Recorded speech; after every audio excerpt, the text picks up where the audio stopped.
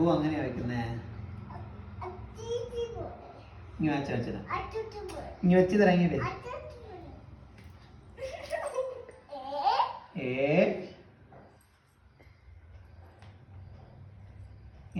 അച്ഛൻ പോകട്ടെ എങ്ങനെ ബോ എങ്ങനെ വെക്കും? അങ്ങനെയാണ് വെക്കുന്നത്. എങ്ങനെ ഫ്രണ്ടിൽ നിന്ന് കോമ്പ് ചെയ്ത് വെക്ക്.